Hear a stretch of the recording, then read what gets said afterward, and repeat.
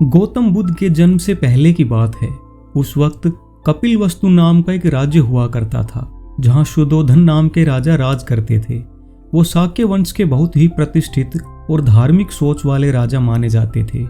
उनके पास सब कुछ था, दौलत, शानो शौकत और एक मजबूत साम्राज्य। लेकिन फिर भी उनके दिल में एक खालीपन था, एक अधूरापन जो उन्हें हमेशा खटकता रहता था। वो कमी थी संतान की। एक राजा के लिए ये सिर्फ अपना वारिस पाने की बात नहीं होती थी, बल्कि राज्य की स्थिरता और भविष्य की सुरक्षा भी उसी से जुड़ी होती थी। संतान की चाह में राजा शुद्धोधन काफी परेशान रहने लगे थे। हर वक्त सोचते रहते, भगवान से मन ही मन दुआ करते और संत महात्माओं से सलाह भी लेते रहते थे। इसी उम्मीद में उन्होंने 2 शादियां भी की थी। बड़ी रानी का नाम था महामाया और छोटी रानी का नाम था महाप्रजापति गौतमी। समय धीरे धीरे बीतता जा रहा था। अब राजा शुद्धोधन की उम्र भी बढ़ने लगी थी और दिल में संतान न होने की कमी और भी ज्यादा महसूस होने लगी थी। अब ये इच्छा सिर्फ एक ख्वाहिश नहीं रही, बल्कि उनके जीवन की सबसे बड़ी जरूरत बन गई थी। राजा शुद्धोधन ने अपनी तरफ से कोई कसर नहीं छोड़ी थी। कभी यज्ञ करवाए, कभी देवी देवताओं की पूजा की, ऋषि मुनियों से आशीर्वाद लिया और पूरे राज्य में खूब दान पुण्य भी किए। लेकिन फिर भी जिस पल का वो सालों से इंतजार कर रहे थे, किसी बच्चे की किलकारी, वो पल उनकी जिंदगी में नहीं आया। अब राजा का दिल धीरे धीरे निराशा से भरने लगा था। दिन में वो अपना राजकाज तो संभालते, लेकिन जब रात को अकेले होते तो बस एक ही सवाल उन्हें अंदर से तोड़ने लगता, क्या मेरी गोद हमेशा के लिए सूनी रह जाएगी? राजा शुद्धोधन को अपनी श्रद्धा और निष्ठा पर हमेशा भरोसा रहा था, लेकिन अब सब बेकार सा लगने लगा था। उन्हें लगने लगा जैसे किस्मत ही उनसे नाराज हो गई हो। राज्य में तो सब कुछ अच्छा चल रहा था, प्रजा खुश थी, खेती बाड़ी अच्छी हो रही थी, व्यापार भी बढ़ रहा था, बाहर से सब कुछ ठीक दिखता था। लेकिन राजा के दिल में खालीपन था, एक ऐसा खालीपन जिसे कोई दौलत, कोई आराम, कोई रुतबा भर नहीं सकता था। उन्हें लगता था कि जब तक उनका कोई बेटा या वारिस उस राज सिंहासन पर नहीं बैठता, तब तक सब अधूरा है। ये अधूरापन धीरे धीरे इतनी बड़ी चिंता बन गया था कि रातों की नींद उड़ गई थी और सुबह की रोशनी भी उन्हें उदासी सी लगने लगी थी। संतान न होने का दर्द सिर्फ राजा शुद्धोधन तक ही सीमित नहीं था, ये पीड़ा रानी महामाया और रानी प्रजापति गौतमी के दिलों में भी गहराई तक समाई हुई थी। एक औरत के लिए माँ बनना सिर्फ समाज में एक पहचान की बात नहीं होती, बल्कि उसके पूरे स्त्री जीवन की सबसे बड़ी खुशी और संतोष भी होता है। और उस समय की बात करें तो रानी का सबसे बड़ा धर्म यही माना जाता था कि वो राजवंश को आगे बढ़ाए। ऐसे में संतान ना होना उनके लिए एक चुपचाप सहा जाने वाला दुख बन गया था। रानी महामाया बहुत ही शांत और धार्मिक स्वभाव की थी। वो हमेशा हल्की मुस्कान लिए रहती थी, लेकिन उस मुस्कान के पीछे का दर्द कोई नहीं देख पाता था। महारानी प्रजापति, जो उनकी सगी बहन भी थी, और राजा की दूसरी रानी, उन्होंने भी वही दर्द सहा, वही खालीपन महसूस किया। दोनों रानियां हर रोज अपने दिल में यही सोचती, हम राज्य को कोई वारिस नहीं दे पाई। ये ऐसा दुख था जिसकी कोई दवा नहीं थी। न राजा के पास इसका हल था, न किसी पुजारी के पास और न ही किसी वैद्य के पास। ऐसी हालत में इंसान बस कोशिश करना छोड़ देता है और किस्मत का इंतजार करने लगता है। इसीलिए सब चुप थे, लेकिन वो चुप्पी बस खामोशी नहीं थी, उसमें बहुत कुछ छुपा था। वो चुप्पी कहती थी दिल की गहरी बात, एक अनकही प्रार्थना, एक बिना आवाज की उम्मीद कि काश कुछ चमत्कार हो जाए, काश कोई रोशनी उनकी जिंदगी में उतर आए, वो खुशियों की एक झलक पा लें जिस पल का वो बरसों से बेसब्री से इंतजार कर रहे थे। ये बात एक रात की है। रानी महामाया अपने इष्ट देव का ध्यान कर रही थी, मन एकदम शांत था। पूजा के बाद वो आराम से लेट गई। जैसे ही आंखें धीरे धीरे बंद हुई, वो नींद में चली गई और फिर एक अनोखी स्वप्न यात्रा शुरू हुई। उनके सपनों में एक के बाद एक कई सुंदर, शुभ और अजीब लेकिन सुकून देने वाले दृश्य आने लगे। हर सपना उन्हें एक अलग तरह की खुशी और शांति दे रहा था। एक सपना खत्म होता तो दूसरा उससे भी ज्यादा आनंद देने वाला शुरू हो जाता। ऐसा लग रहा था जैसे कोई ऊपर से उन्हें कुछ खास दिखा रहा हो, कुछ बताना चाहता हो। रात का आखिरी पहर चल रहा था, चारों तरफ गहरी शांति थी, जैसे सारा वातावरण पूजा में लीन हो। इसी पवित्र समय में रानी महामाया ने एक बेहद अद्भुत सपना देखा। उन्होंने देखा कि 4 दिव्य पुरुष जैसे कोई आसमान से आए फरिश्ते उनके सामने प्रकट हुए। उनके चेहरे से तेज निकल रहा था, जैसे वो खुद रोशनी से बने हो। वो चारों बड़े आदर और प्रेम से रानी के सामने झुके। फिर उन्होंने बहुत कोमलता से, जैसे फूल छूते हों, रानी को छुआ और फिर बिना कोई डर या झिझक के वो रानी को अपने साथ आसमान की ओर ले जाने लगे। रानी ने महसूस किया कि जैसे जैसे वे ऊपर उड़ रही थी, उस दिशा का आकाश एक अद्भुत सुगंध से भर गया था। वो सुगंध इतनी प्यारी थी कि न सिर्फ उनकी इंद्रियां खुश हो रही थी, बल्कि उनका दिल और मन भी पूरी तरह से शांति और खुशी से भर गए थे। रानी महामाया के दिल में एक अजीब सा उल्लास जाग गया, जैसे उनके अंदर कोई दिव्य रहस्य धीरे धीरे खुलने वाला हो। ऐसा लग रहा था जैसे कुछ महान और पवित्र उनके भीतर जागने वाला हो। यक्ष रानी महामाया को लेकर आकाश में उड़ते हुए एक बहुत ऊंचे दिव्य पर्वत की चोटी तक ले गए। वो जगह ऐसी थी जैसे पृथ्वी से बहुत दूर स्वर्ग की तरह सुंदर और पवित्र हो। वहाँ एक विशेष आसन रखा हुआ था, जैसे किसी देवी के स्वागत के लिए उसे तैयार किया गया हो। यक्षों ने रानी को उस आसन पर बैठने के लिए कहा। जैसे ही रानी उस आसन पर बैठी, उनके अंदर एक अद्भुत शांति महसूस हुई। ऐसा लगा जैसे उन्हें किसी महान और दिव्य उद्देश्य के लिए चुना गया हो और उनका जीवन अब एक नए रास्ते पर आगे बढ़ने वाला हो। रानी महामाया का तन और मन खुशी और आनंद से भर गया। उनके चेहरे पर एक ऐसी दिव्य चमक आ गई जैसे वह पूरी तरह से आशीर्वादित हो गई हों। तभी स्वर्ग से बेहद सुंदर अप्सराएं वहां प्रकट हुई। उनका रूप देखकर लगता था जैसे स्वर्ग का हर रंग और हर फूल उनके भीतर समा गया हो। वे रानी के पास आई, बड़े आदर और विनम्रता के साथ झुककर करबद्ध होकर रानी को प्रणाम करने लगी। उनका व्यवहार ऐसा था जैसे वे रानी में किसी देवी के आने की आहट महसूस कर रही हो। एक अप्सरा बड़े आदर के साथ रानी महामाया से बोली, मातृस्वरूपा, अब आपके स्नान का समय आ गया है, कृपया हमारे साथ आइए। रानी ने हल्की मुस्कान के साथ उसकी ओर देखा। बिना कुछ कहे वे अपने दिल से सहमत हुई और गरिमा के साथ उठकर अप्सराओं के साथ स्नान करने के लिए चल पड़ी। ऐसा लगा जैसे सब कुछ पहले से तय था और वे किसी दिव्य योजना का हिस्सा बन रही हो। अप्सराएं रानी महामाया को अपने साथ लेकर मधुर मंगल गीत गाती हुई एक दिव्य सरोवर की ओर बढ़ने लगी। वो सरोवर सचमुच बहुत सुंदर था। उसकी शांत जलराशि में सफेद कमल खिल रहे थे और चारों ओर प्रकृति इतनी प्यारी और मनमोहक थी जैसे वो खुद रानी का स्वागत कर रही हो। अप्सराएं रानी को बहुत स्नेह के साथ सरोवर के बीच तक ले गई और उन्हें वहां खड़ा किया। वह पानी बिल्कुल शुद्ध, ठंडा और खुशबूदार था। अप्सराएं बड़ी श्रद्धा और कोमलता से रानी को स्नान करवा रही थी, जैसे वे किसी देवी की पूजा कर रही हो। जल की हर एक बूंद रानी के तन को ही नहीं, उनके मन को भी शुद्ध कर रही थी। ऐसा लगता था जैसे कोई अदृश्य शक्ति उनके भीतर एक नई ऊर्जा और चेतना से भर रही हो। दिव्य जल से स्नान करने के बाद जब रानी महामाया ने जल की सतह पर अपना प्रतिबिंब देखा तो वे खुद भी हैरान रह गई। उनका रूप पहले से कहीं ज्यादा निखर गया था, जैसे सौंदर्य खुद उनके भीतर समा गया हो। उनकी त्वचा पर एक अद्भुत आभा फैल गई थी और उनकी उम्र के सारे चिन्ह जैसे गायब हो गए हों। रानी को ऐसा महसूस हुआ जैसे उनके भीतर का यौवन अब एक नई ऊर्जा और तेज के साथ लौट आया हो, जैसे वह दिव्यता उनके अंदर समा गई हो जो केवल किसी विशेष आत्मा के आने से पहले ही महसूस होती है। उनके दिल में एक अजीब सी खुशी भर गई, एक ऐसी शांति और आध्यात्मिक आनंद जो बिल्कुल निर्मल और सच्ची थी। स्नान के बाद अप्सराओं ने रानी महामाया को बहुत आदर और प्रेम से सजाया। उन्होंने उन्हें रेशमी, खुशबूदार और दिव्य चमकते कपड़े पहनाए। रानी के हर अंग को सुंदर और अनोखे आभूषणों से सजाया गया, जैसे वह आभूषण स्वर्ग से आकर उनकी सुंदरता को और बढ़ा रहे हों। श्रृंगार के बाद अप्सराएं रानी महामाया को बड़े आदर के साथ एक दिव्य सफेद महल की ओर ले गई। वह महल शुद्ध संगमरमर से बना था और उसकी दीवारें चंद्रमा की हल्की और शांत रोशनी से दमक रही थी। जब वे वहां पहुंची, रानी का स्वागत बहुत ही भव्य तरीके से किया गया, जैसे कोई महान आत्मा आ रही हो और पूरी सृष्टि उस पवित्र क्षण का इंतजार कर रही हो।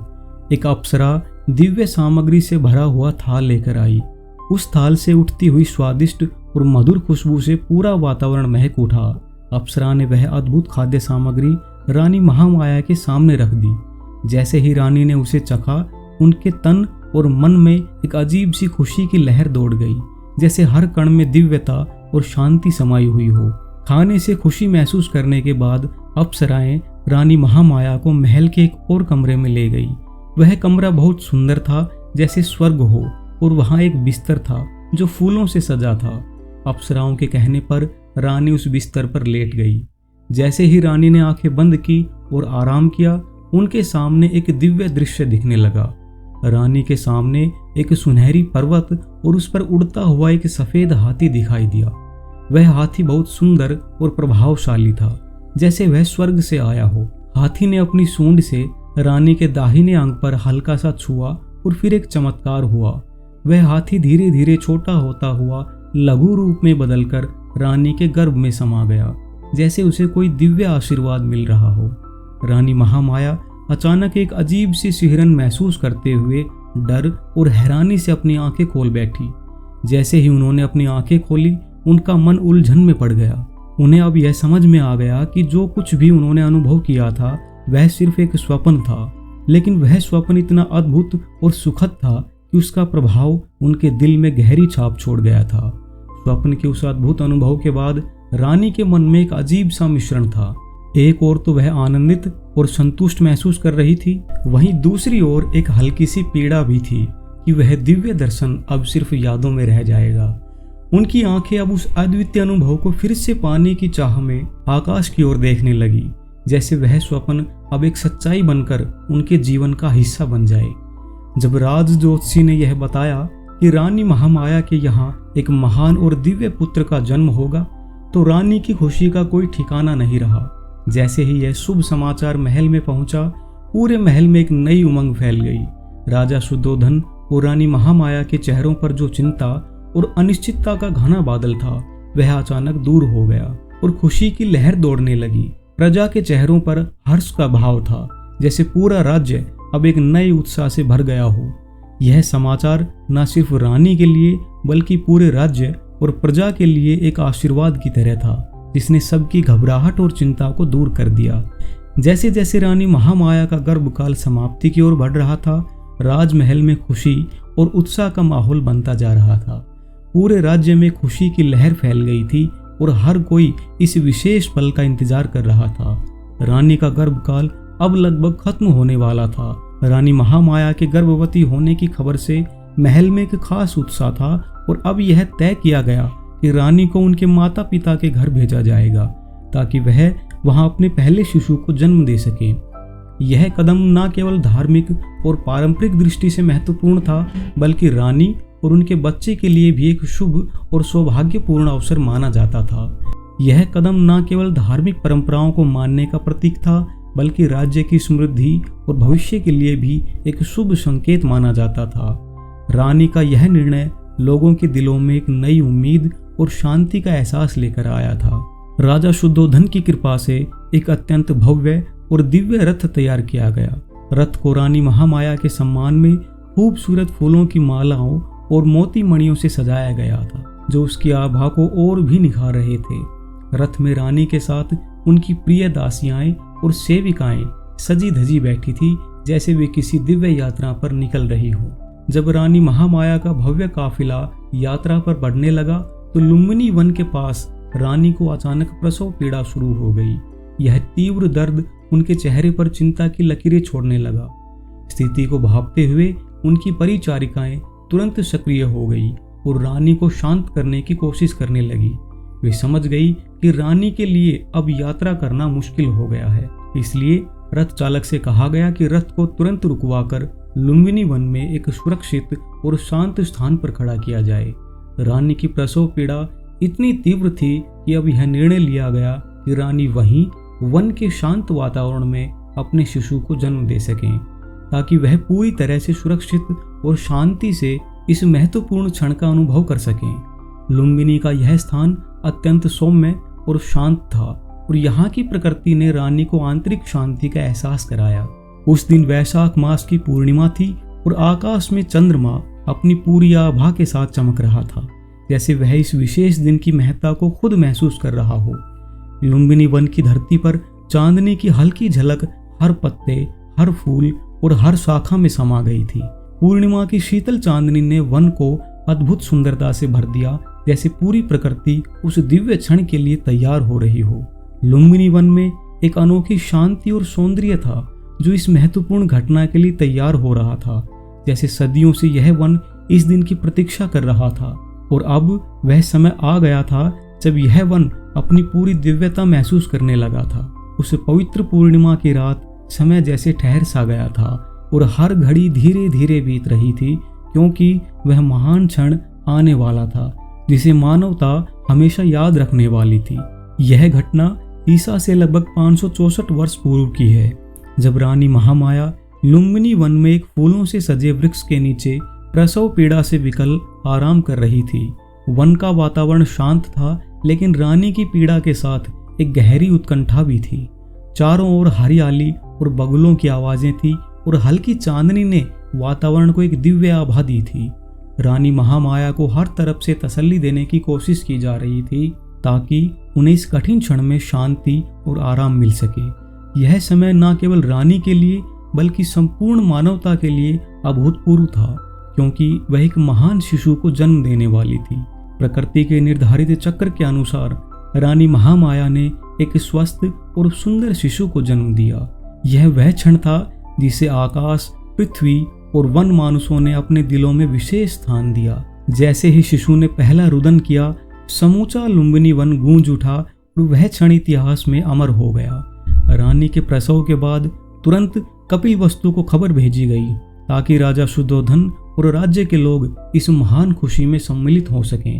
यह समाचार राजा के लिए ही नहीं बल्कि संपूर्ण राज्य और प्रजा के लिए मंगलमय था। रानी के गर्भ से जन्मा शिशु एक प्रतीक बन गया था जो आने वाली पीढ़ियों के लिए एक नई आशा और आशीर्वाद का स्रोत बन चुका था। कपिलवस्तु में राजा शुद्धोधन और रानी प्रजापति की खुशी का कोई ठिकाना नहीं था। रानी महामाया के गर्भ से जन्मे इस दिव्य शिशु की खबर ने उन्हें अपार खुशी दी।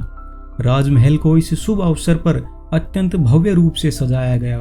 मोती, मणिक्य और दीपमालाओं से महल को सजाया गया और पूरे वातावरण में उत्सव का माहौल था। हर दीवार और कोना इस आनंद में समाहित हो गया। राजा शुद्धोधन और रानी गौतमी ने इस परम सुख को प्राप्त करने के बाद अपनी समृद्धि का अनुभव और भी बढ़ा लिया। उन्होंने अपनी खुशी का इजहार करते हुए निर्धन और ब्राह्मणों को खुले हाथों से दान देना शुरू किया। यह दान उनके दिल की खुशी का प्रतीक था और उन्होंने सिद्ध कर दिया कि उनकी असली समृद्धि दूसरों की भलाई में निहित थी। इस दान ने समाज में शांति और समृद्धि का संचार किया और राजा रानी की धार्मिकता और स्नेह भावना को भी प्रकट किया। लुम्बिनी वन से रानी महामाया और उनके शिशु को कपिलवस्तु बुलाया गया। राजमहल में उनका स्वागत अत्यंत खुशी और उल्लास के साथ किया गया, जैसे सम्राट और समस्त राज्य के लोग इस अद्भुत अवसर को एक दिव्य आशीर्वाद मान रहे हो। यह अवसर न केवल राजा शुद्धोधन और रानी महामाया के लिए बल्कि संपूर्ण राज्य के लिए एक ऐतिहासिक और शुभ क्षण था। एक दिन असित ऋषि दरबार में पधारे। राजा शुद्धोधन ने उन्हें श्रद्धा और आदर के साथ स्वागत किया और नवजात शिशु को आशीर्वाद देने का निवेदन किया। राजन, असित ऋषि ने अपनी दिव्य दृष्टि से राजा शुद्धोधन की ओर देखा। आपके पुत्र का भविष्य अत्यंत उज्जवल और महान प्रतीत होता है। यह सब आपकी कृपा का परिणाम है ऋषिदेव। राजा शुद्धोधन ने सिर झुकाकर उत्तर दिया, कृपया इस शिशु को अपना आशीर्वाद दीजिए ताकि वह धरती पर महान कार्य कर सके। राजन, यह शिशु भविष्य में आपके शाक्य वंश का नाम संपूर्ण विश्व में ऊंचा करेगा। लोग इसके आशीर्वाद के लिए नहीं बल्कि यह स्वयं संसार को अपने आशीर्वाद से समृद्ध करेगा। असित ऋषि ने कहा और फिर अपने दिव्य हाथ से शिशु के मस्तक पर आशीर्वाद का स्पर्श किया। यह महान क्षण था जब असित ऋषि ने नवजात शिशु को आशीर्वाद दिया और उसके भविष्य के बारे में अपनी दिव्य वाणी प्रकट की। सम्राट शुद्धोधन और समस्त शाक्य वंश के लिए यह एक अभूतपूर्व मोड़ था। उस दिन से राजा शुद्धोधन का जीवन एक नई दिशा में मुड़ा और उन्होंने अपने पुत्र की भविष्यवाणी को अपने दिल में संजोकर उसकी परवरिश में कोई कसर नहीं छोड़ी। इस आशीर्वाद से यह संकेत मिला कि न केवल राजा और रानी के लिए बल्कि संपूर्ण मानवता के लिए यह शिशु एक उज्जवल भविष्य की ओर अग्रसर होगा। वह क्षण एक महान यात्रा की शुरुआत थी जो केवल शाही वंश के गौरव को ही नहीं बल्कि संपूर्ण मानवता को नया मार्ग दिखाने वाली थी। अगर आपको यह कथा पसंद आई हो तो संत कथा सागर के चैनल को सब्सक्राइब करें और हमारे साथ जुड़ें। हम आपके लिए और भी प्रेरक कहानियां लेकर आएंगे। धन्यवाद।